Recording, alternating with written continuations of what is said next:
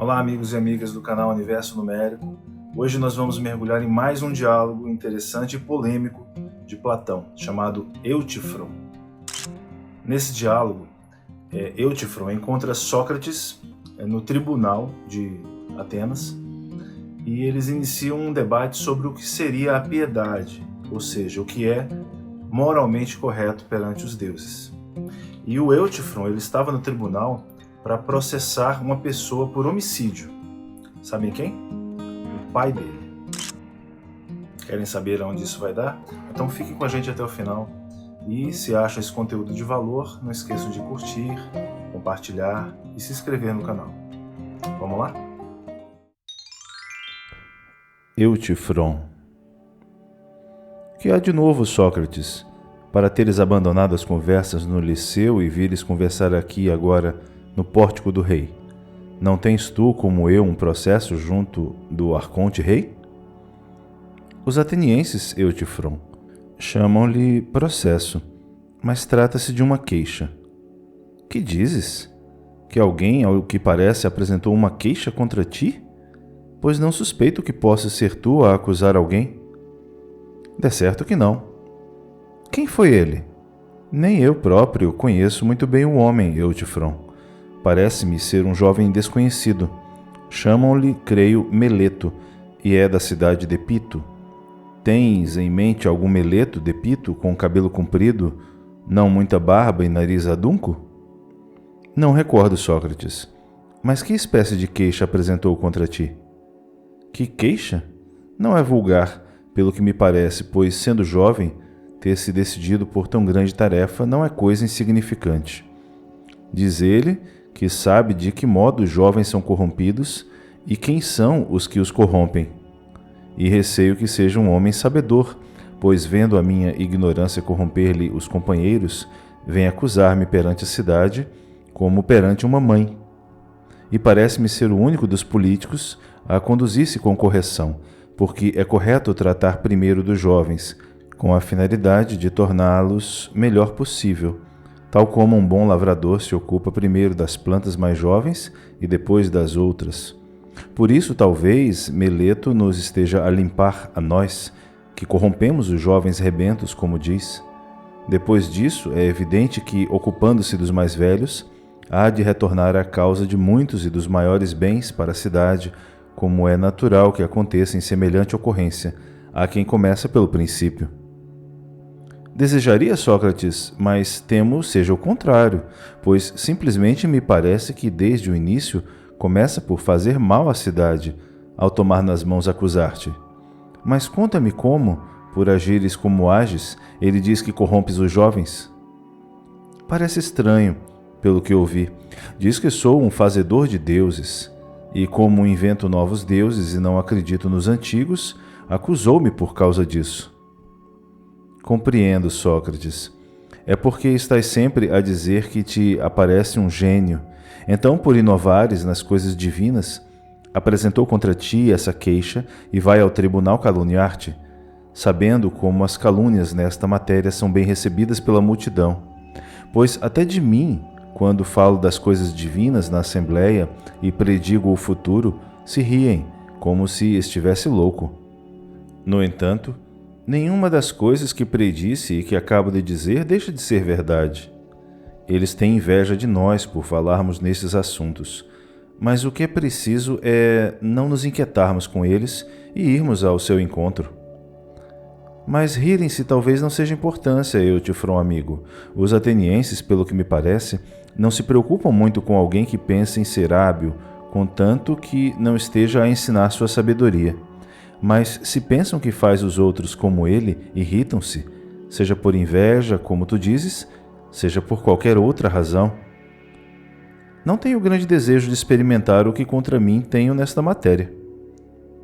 Talvez julguem que te fazes caro ao recusares-te a ensinar a tua sabedoria, mas pelo meu lado temo que lhes pareça que, por filantropia, eu seja capaz de falar copiosamente a qualquer homem, não só sem qualquer salário, mas até pagando eu de boa vontade se alguém quiser ouvir-me. Se, pois, quiserem rir de mim, como eu há pouco dizia, e como tu dizes que se riem de ti, Não seria desagradável passar o tempo no tribunal rindo e gracejando. Mas se levarem a coisa a sério, é imprevisível o que venha a acontecer, exceto para vós, os divinos. Mas não há de ser nada, Sócrates. Combate tu a tua causa como pensas ser o melhor, que eu combaterei a minha. Mas afinal, que queixa é a tua, Eutífron? És réu ou autor? Sou autor. Contra quem? Contra alguém que parece uma loucura acusar. O quê? Acusar alguém que voe? De muito precisa para voar, visto que é um homem bastante velho. Quem é? É meu pai. O teu pai, meu caro? Sem dúvida. Mas qual é a matéria da acusação e de que espécie de queixa se trata? De homicídio, Sócrates. Por Heracles, de certo, Eutífron, a maioria dos homens ignora onde possa estar o bem, pois não creio que aconteça a qualquer pessoa intentar uma coisa dessas, mas somente alguém muito avançado no caminho da sabedoria. Bem avançado, Sócrates, por Zeus. Aquele que foi morto pelo teu pai é algum dos parentes? Mas com certeza, pois não acusarias o teu pai de homicídio por causa de um estranho. É risível, Sócrates, pensares que há alguma diferença em um morto ser um estranho ou um familiar, e não apenas que há uma coisa pela qual é preciso zelar, o que mata, ou mata com justiça ou sem ela. E se for com justiça, devemos deixá-lo ir em paz. Mas se não, temos que o acusar, mesmo que viva na mesma casa e coma a mesma mesa que nós. Pois a mancha é igual se a ele te associares e fores teu cúmplice, sem te purificares a ti e a ele, acusando-o na justiça. Ora, o fato é que este que morreu era um trabalhador assalariado que trabalhava para mim, quando eu era agricultor em Naxos. Embriagou-se e brigou com um dos nossos escravos, estrangulando-o. Então meu pai mandou atar-lhe os pés e as mãos e o atirou em uma vala, enviando depois um homem aqui em Atenas para informar-se com o intérprete da lei sobre o que era preciso fazer. Durante esse tempo, não se inquietou mais com o preso, e como era um assassino, não se preocupou com ele, não fazendo caso de que viesse a morrer, como de fato aconteceu. Morreu devido à fome e ao frio e às amarras, antes que chegasse de Atenas o enviado. E por causa da minha acusação, meu pai e os outros parentes irritam-se comigo. Dizem eles que acuso meu pai de um crime em favor de um homicida. Ainda por cima, nem foi o meu pai que o matou. E mesmo que o tivesse feito, não era preciso preocupar-me com isso, pois o morto era um homicida. E dizem que é ímpio um filho acusar o pai de um crime, mal sabendo eles o que vale para os deuses relativamente ao que é piedoso e ao que é ímpio. Por Zeus, Eutífron, julgas conhecer assim tão exatamente as coisas divinas, de qualquer espécie que sejam relativamente ao que é piedoso e ao que é ímpio? Procedendo desta maneira, não temes que, ao entregares teu pai à justiça, que ao contrário, te suceda estares a cometer um ato ímpio? De nenhum préstimo eu seria, Sócrates, nem diferiria da maioria dos homens, se não conhecesse tais coisas exatamente. Então, Eutífron, é melhor que me torne teu discípulo e que, antes do julgamento, provoque Meleto sobre este assunto. Direi que no passado me esforcei muito por conhecer as coisas divinas, mas visto que ele agora afirma que eu erro e ajo irrefletidamente, inovando nessa matéria, resolvi tornar-me teu discípulo. E direi, se concordas, Meleto, que Eutífron é sabedor destes assuntos, admite que me conduzo com retidão e não me acuses. Mas se não concordas, acusa então esse meu mestre e não a mim de corromper os velhos. A mim e ao pai dele, a mim ensinando-me e a ele advertindo-o e punindo-o. E se não se deixar persuadir, nem me livrar da acusação, acusando-te a ti em vez de mim, direi no tribunal aquilo mesmo com o que o provoquei. Sim, por Zeus, Sócrates, se acaso ele tentasse acusar-me, acho que encontraria seu ponto fraco, e tenho para mim que haveria no tribunal maior discussão acerca dele do que de mim. E eu, companheiro querido, desejo tornar-me teu discípulo, por saber isso e por ter compreendido que nenhum outro, nem Meleto, parecem conhecer-te. Pelo contrário, a mim, com tal agudeza e facilidade me notaram, tanto que me acusaram de impiedade. Ora, por Zeus, visto que há pouco afirmastes sabê-lo com clareza, diz-me o que entendes por piedade e por impiedade, tanto no que diz respeito ao assassínio, quanto em outras coisas. Ou não é por haver em todos os atos uma mesma piedade?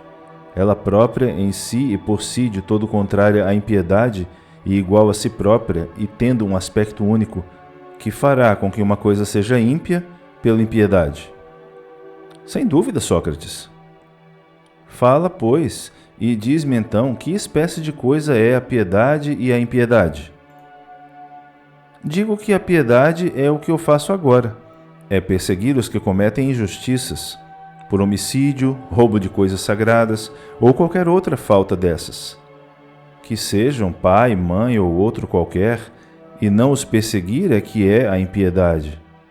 Além disso, contempla, Sócrates, quão grande é a prova que vou te dar, e que já dei a outros, de que assim é a lei e de que será correto proceder assim, nada permitindo ao ímpio, seja ele quem for, pois os próprios homens que reconhecem Zeus como o melhor e mais justo dos deuses concordam que ele aprisionou o pai por devorar criminosamente os filhos, concordando, por outro lado, que esse mutilou o seu pai por semelhantes razões. Comigo irritam-se por acusar-me meu pai de cometer injustiças, e assim eles próprios dizem por si coisas contrárias ao falarem dos deuses e de mim. Não será essa, Eutifron, a razão pela qual eu sou acusado? Porque sempre que alguém diz tais coisas sobre os deuses, eu as aceito com dificuldade? Parece-me que é por causa disso que alguém dirá que eu erro. Contudo, se a ti te parecem bem essas coisas, que tão bem conheces, é necessário, creio eu, que concordemos agora. Pois que direi eu, que confesso nada saber sobre elas? Mas diz-me, pelo Deus da amizade, crês tu que realmente isto se passou assim? Isso e outras coisas ainda mais espantosas que estas, Sócrates, que os homens não conhecem. E acreditas então que houve na realidade uma guerra dos deuses uns com os outros? E ódios terríveis, e lutas, e muitas outras coisas que são contadas pelos poetas e pelos bons artistas em cerimônias sagradas, como é o caso daquele véu cheio de pinturas que nas grandes Panateneias é conduzido à Acrópole? Havemos de dizer que estas coisas são verdade, Eutifron? Não apenas estas, Sócrates, mas as de que há pouco falava. E, se quiseres muitas outras, eu te contarei, e ao ouvi-las vais ficar pasmado. Não me espantaria, mas vais me contar isto com vagar, mais tarde. Agora tenta explicar-me o mais claramente possível o que há pouco te pedi, pois antes, meu caro, não me ensinaste o bastante. Quando te perguntei o que poderia ser a piedade, disseste-me então que a piedade é o que tu fazes agora, perseguir o teu pai por homicídio? E te disse a verdade, Sócrates. Talvez, mas dizes que muitas outras coisas são piedosas? Pois são. Lembra-te, pois, que não te recomendei que me ensinasses uma ou duas das muitas coisas que são piedosas, mas te perguntei por aquele aspecto próprio sobre o qual todas as coisas piedosas são piedosas. Pois disseste, talvez, que todas as coisas piedosas eram piedosas e as ímpias eram ímpias, sob um único aspecto, ou não te lembras? Lembro-me.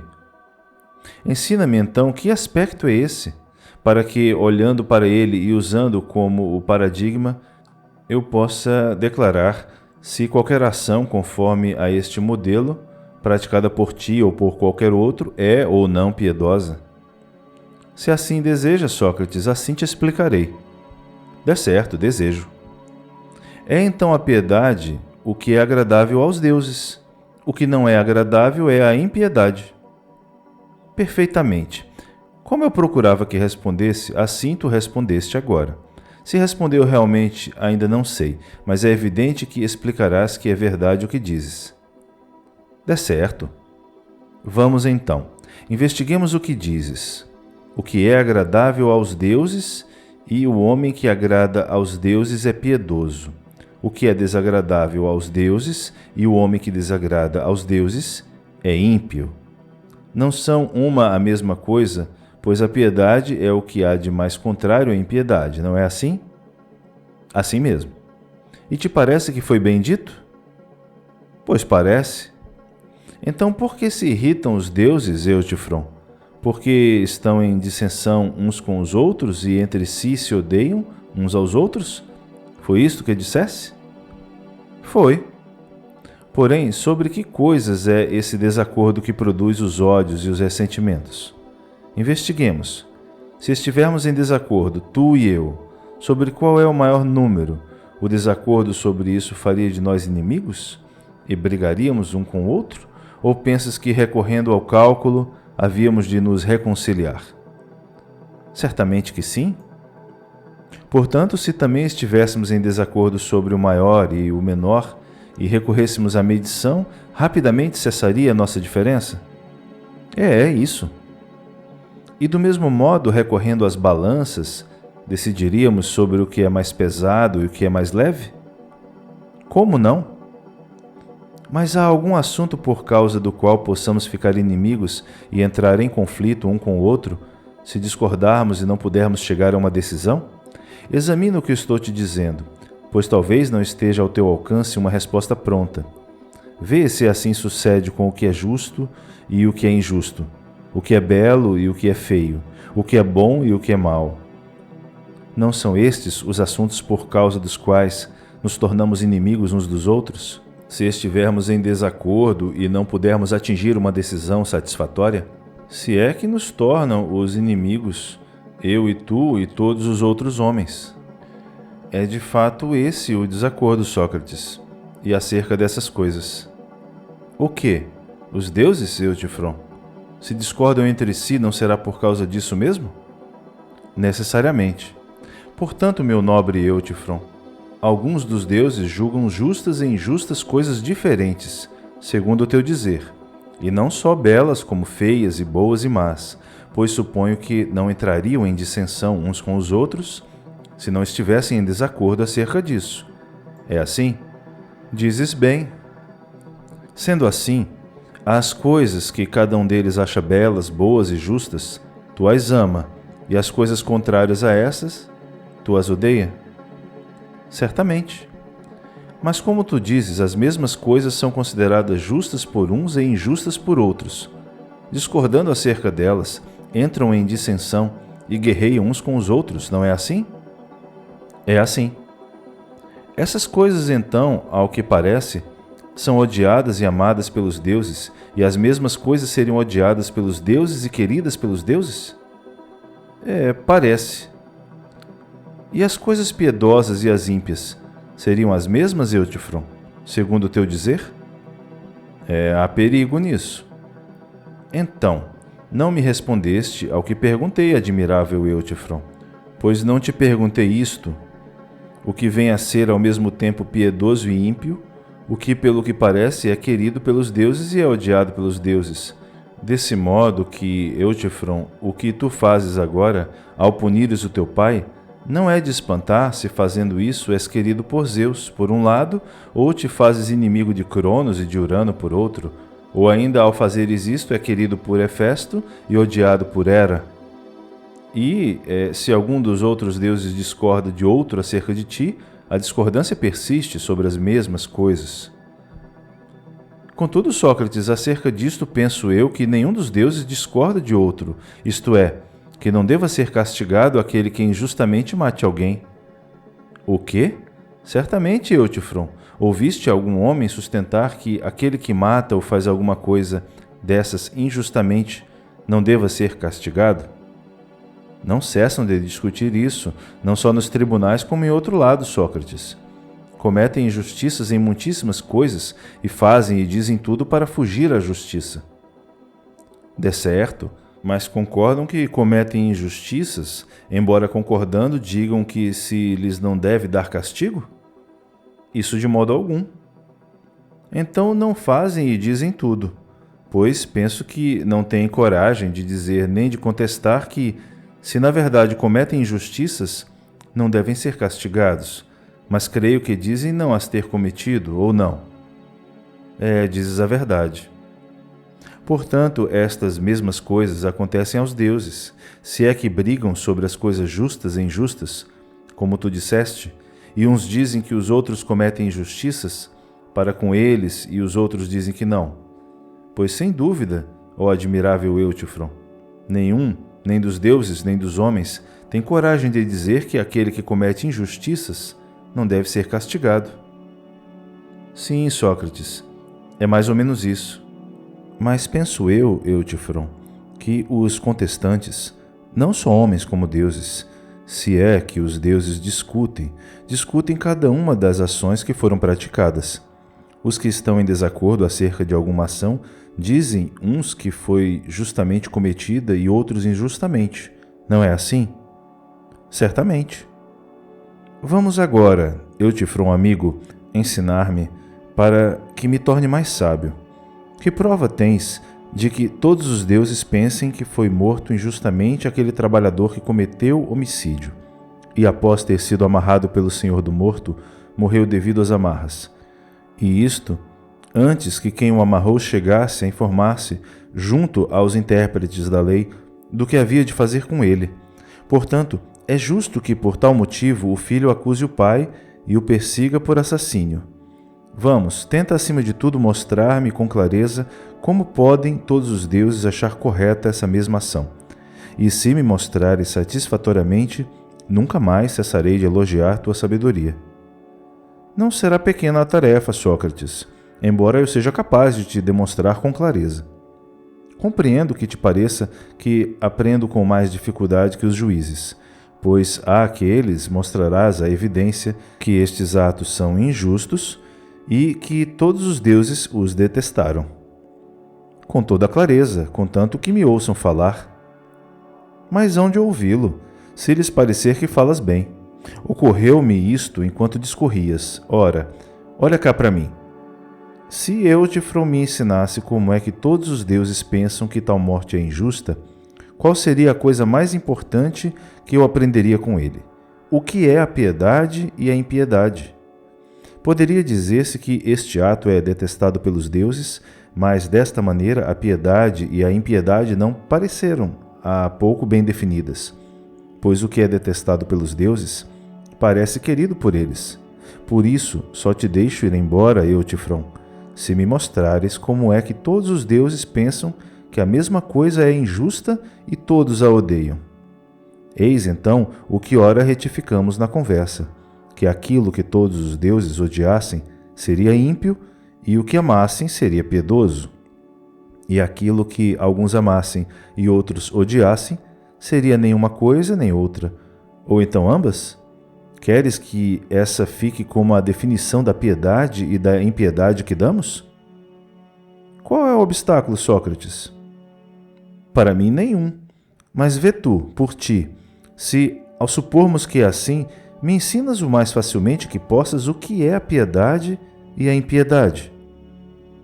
Bem, diria que a piedade é o que todos os deuses amam, e ao contrário, o que todos os deuses detestam é a impiedade. Ora, vejamos se isto está bem dito e se o deixamos passar, dito por nós ou por outros. Se alguém afirmar que é assim, concordamos que é, ou achas que devemos investigar o que diz quem afirma tal coisa? Temos de investigar, mas creio que isto que agora dissemos foi bem dito.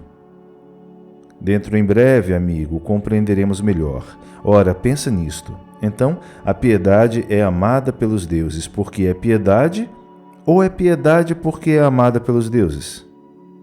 Não compreendo o que dizes, Sócrates. Repara, pois vou tentar explicar com mais clareza. Dizemos que uma coisa é transportada e transporta, que é conduzida e conduz, que é vista e vê. Entendes que todas essas coisas diferem umas das outras e em que é que são diferentes? Parece-me que entendo. Portanto, do mesmo modo, uma coisa é o que é amado e outra a que ama. Como não? Diz-me então, o que é transportado porque alguém o transporta ou por qualquer outra razão? Não, por essa. E o que é conduzido, de certo porque alguém o conduz? O que é visto é porque alguém o vê? Certamente, Sócrates. Portanto, Não é por uma coisa ser vista que por isso se vê, mas ao contrário, é porque se vê que uma coisa é vista.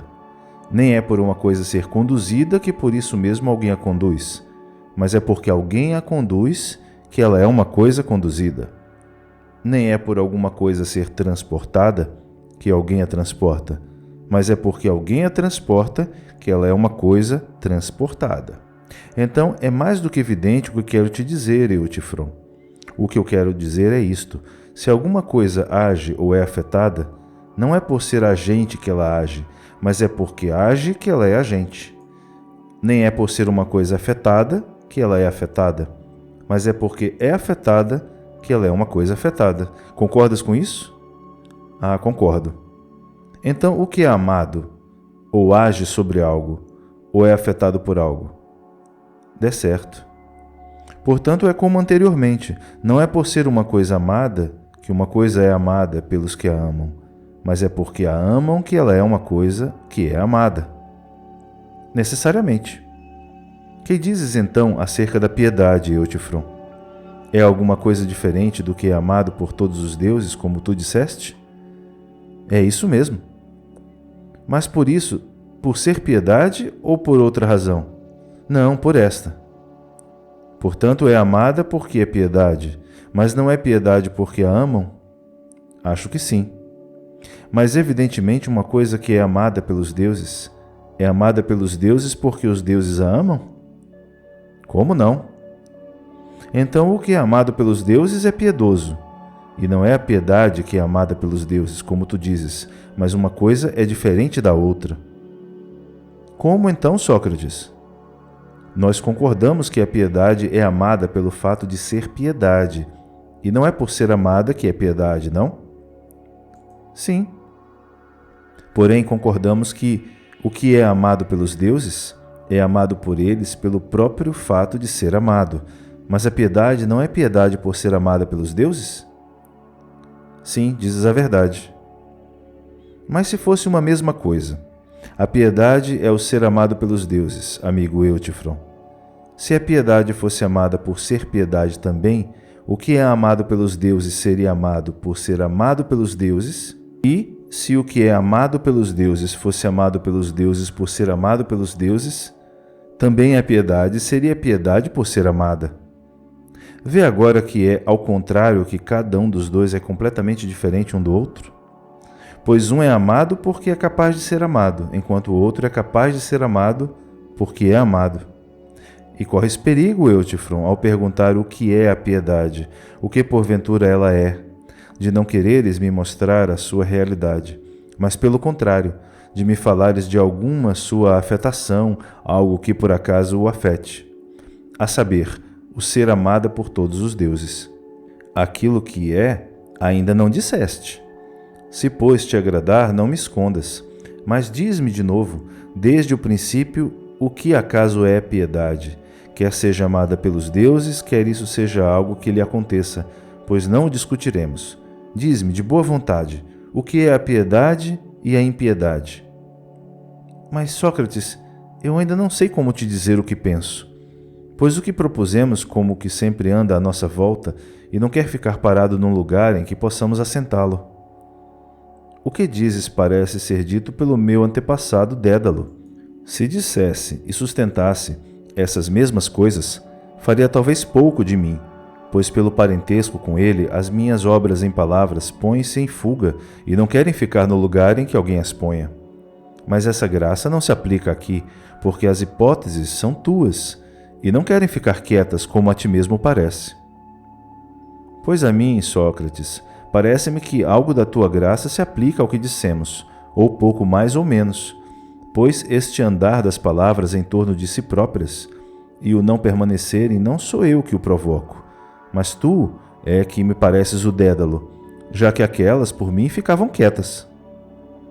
Corro então o perigo, meu amigo, de me ter tornado mais temível que Dédalo pela sua arte, pois enquanto que ele fazia com que apenas as suas obras não ficassem quietas, eu, ao que parece, também faço andar as dos outros além das minhas, e nisso consistiria a maior sutileza da minha arte, porque recuso ser sábio, Preferiria que as minhas palavras ficassem e se fixassem imóveis, a adquirir, além da sabedoria de Dédalo, as riquezas de Tântalo. Mas basta dessas conversas. Como me pareces indolente, eu próprio me esforçarei em conjunto contigo por mostrar como me ensinarás acerca da piedade. E não percas de antemão a coragem. Vê, pois, se não te parece necessário que toda a piedade seja justa. Sim, parece. Mas então toda a justiça é piedade? Ou a piedade é toda justiça e a justiça não é toda piedade, mas alguma dela é piedade e outra não? Não te sigo no que queres dizer, Sócrates. No entanto, és tanto mais novo que eu, quanto és mais sábio, mas o que eu digo é que te tornaste indolente pela riqueza da sabedoria. Contudo, homem feliz, esforça-te vivamente, pois nem é difícil compreender o que digo. Digo o contrário do que disse o poeta. Zeus Criador, ele que fez tudo o que cresce, não queiras nomear, para que, onde há o temor, haja também o respeito. Ora, nisto eu divirjo do poeta. Queres que te diga em quê? De certo. Não me parece que seja, onde há o temor, haja também o respeito. Pois parece-me que muitos temem não doenças como a pobreza e muitas outras coisas que tais. Parece que temem, de fato, mas não respeitam em nada aquilo que temem. Ou não te parece? Certamente, Sócrates. Mas onde há respeito, há também o temor, pois existe alguém que, respeitando qualquer coisa ou tendo vergonha dela, não tenha detestado e ao mesmo tempo temido a reputação de baixeza? De certo que temeu. Portanto, não é correto dizer onde há temor há respeito, mas sim, onde há respeito, há também o temor, e não certamente onde há temor haja também por toda parte o respeito. Pois, além do mais, julgo que o temor provém do respeito, já que o temor é uma parte do respeito, tal como o ímpar provém do número, de modo que onde não há número, aí também não há ímpar, e onde há ímpar, aí há o número. Segue-me agora? Agora sim, perfeitamente. Era isso que eu te perguntava ao te dizer onde há justiça há também a piedade ou onde há piedade há também a justiça. Uma vez que, em qualquer lugar onde há justiça, não há também por toda parte a piedade, pois a piedade é uma parte da justiça. Queres que digamos assim ou te parece que é de outra maneira? Não, assim, parece-me que falas com correção. Vê agora isto. Se a piedade é uma parte da justiça, é preciso que nós, pelo que parece, descubramos que parte da justiça será a piedade. Se tu me perguntares alguma das coisas de há pouco, isto é, que parte do número é o par e que número ocorre ser este, diria que este é o que não é ímpar, ou que pode ser dividido em duas partes iguais, ou não te parece? Sim, a mim parece. Tenta agora tu me ensinar que parte da justiça é a piedade, para que possa responder a Mileto sem errar, nem ser acusado de impiedade. Pois direi que fui instruído por ti, não só quanto às coisas da piedade e da devoção, mas também relativamente às que não o são. Portanto, parece-me isto, Sócrates, que a piedade e a devoção são parte da justiça que diz respeito aos cuidados com os deuses. A restante parte da justiça é acerca dos cuidados com os homens. E parece-me que falas bem, Eutífron, mas eu ainda estou carente de um pequeno nada. Ainda não compreendo o que chamas de cuidado, pois suponho que, dos cuidados que há, não dizes quais são os relativos a outras coisas e qual é o relativo aos deuses. Talvez afirmemos, por exemplo, que se cavalos nem todo mundo sabe tratar, mas só o tratador ou não? Certamente. Então talvez haja uma arte hípica que inclua o cuidado dos cavalos. Sim. E nem todo mundo sabe cuidar de cães, que não o caçador? Assim é.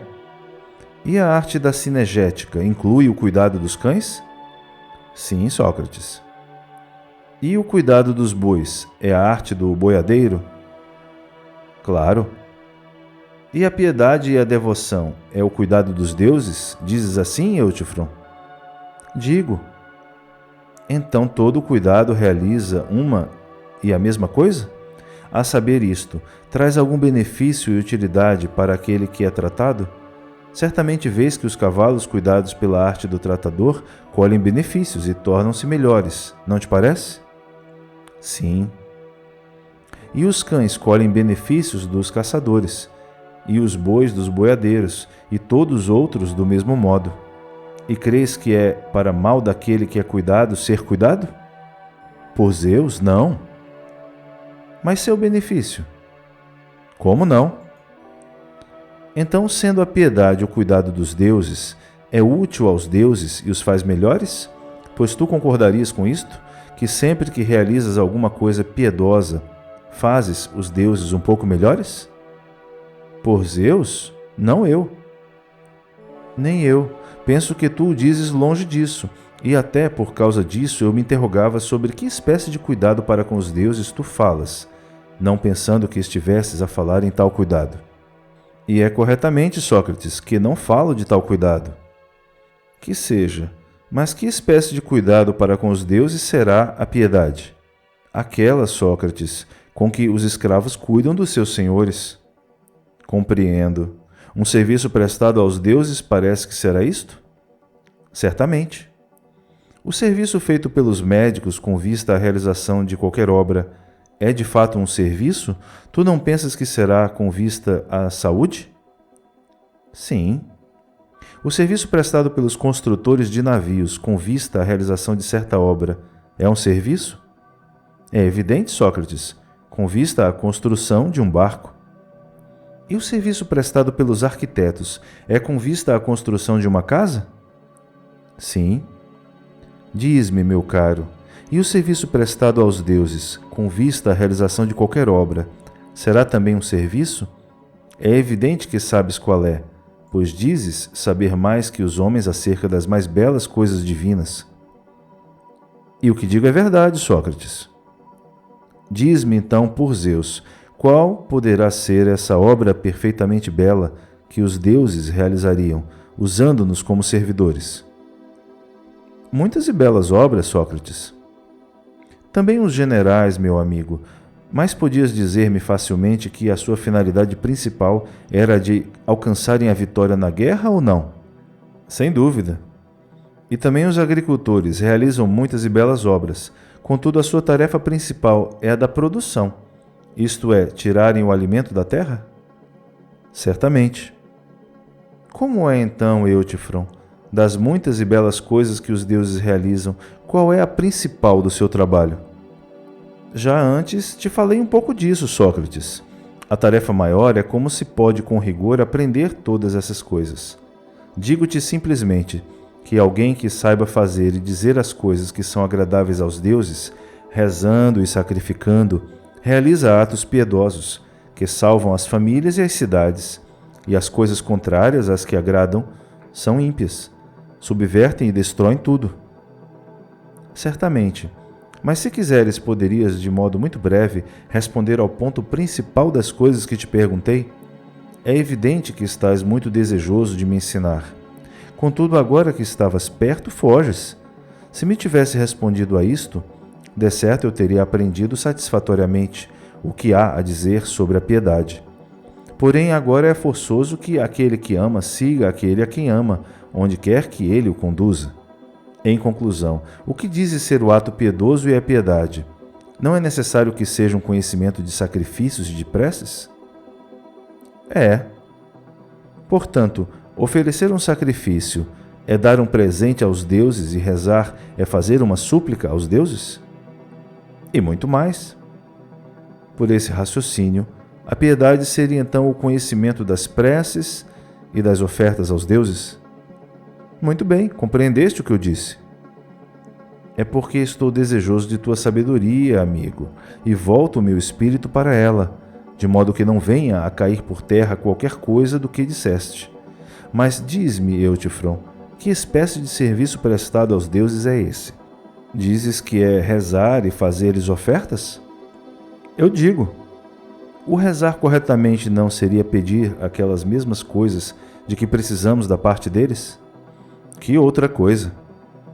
E pelo contrário, fazer corretamente ofertas, aquelas de que eles precisam de nós, isso é fazer dádiva em troca daqueles? Pois não seria de um conhecedor fazer ofertas, dando a alguém coisas de que para nada precisa? Sim, dizes a verdade, Sócrates. Acaso seria piedade uma arte do comércio dos homens com os deuses entre si? De comércio, se assim te agrada mais chamar-lhe. Mas nada é para mim mais agradável do que uma coisa ser verdade. Explica-me que benefício conseguem os deuses, resultante das dádivas que de nós recebem. As coisas que dão são a todos evidentes, pois não há nada de bom para nós naquilo que eles não nos derem. Porém, daquilo que recebem de nós, que benefício tiram? Ou somos tão superiores a eles no que diz respeito ao comércio divino, que pelo comércio recebemos todos os bens e eles de nós nada recebem? Crês, Sócrates, que os deuses se beneficiam das coisas que recebem de nós? Mas de que espécie serão essas dádivas nossas para os deuses? Ora, Sócrates, que outra coisa que não a honra, o privilégio e gratidão a que há pouco me referia? Então, Eutífron, a piedade é, portanto, qualquer coisa de agradável, mas não útil nem amada pelos deuses? Creio bem que é amada mais do que tudo. Parece que a piedade é isso, o que agrada aos deuses. Sobretudo. Vais te espantar por eu dizer isto, e se te parecer que as tuas palavras não permanecem, mas andam, irá me acusar como a um Dédalo que as fez deslocar, sendo tu próprio mais artista que Dédalo no fazê-las andar em círculos? Ou não sentes que as nossas palavras andando à nossa volta chegaram de novo à mesma? Lembra-te, pois, que há pouco a piedade e o que é amado pelos deuses não nos pareciam uma e a mesma coisa, mas coisas diferentes uma da outra? Então não te lembras? Sim, eu me lembro. Então agora não percebes que dizes o que é agradável aos deuses é piedoso, e isso não é diferente daquilo que se torna amado pelos deuses? De certo. Portanto, ou há pouco não estivemos de acordo no mesmo parecer, ou se então estávamos no bom caminho, agora não colocamos bem a questão. Parece. Devemos então investigar de novo desde o princípio o que é a piedade? Visto que eu, antes de aprender, não desistirei de bom grado, não me desprezes, mas de toda a maneira, tornando o teu pensamento o mais acessível que possa, diz-me agora a verdade. Tu a conheces bem, se é que algum outro homem a conhece, e, como a Proteu, não a deves deixar livre antes de ter falado. Pois se não soubesses com clareza o que era a piedade e a impiedade, não vejo como explicar que queiras acusar de homicídio teu pai, homem mais velho por causa de um servo. Mas também não é possível que não temas correr perigo de não agires corretamente para com os deuses, ou que não tenhas vergonha dos homens. Mas agora sei bem que pensas saber claramente o que é a piedade e o que não é. Diz, portanto, excelente Eutífron, e não me escondas isso, mesmo que pensas. Em outra hora, Sócrates, pois agora tenho pressa de ir para outro lado, e é tempo de me ir embora. Que fazes, companheiro? Vais embora, derrubando-me da minha grande esperança? Como aprenderei contigo o que são e o que não são as coisas piedosas? Como irei me livrar da queixa de Meleto? Como mostrarei àqueles que, junto de Eutífron, me tornei sábio nas coisas divinas e que nem por ignorância improviso, nem inove acerca das divindades, mas que viverei uma outra vida melhor?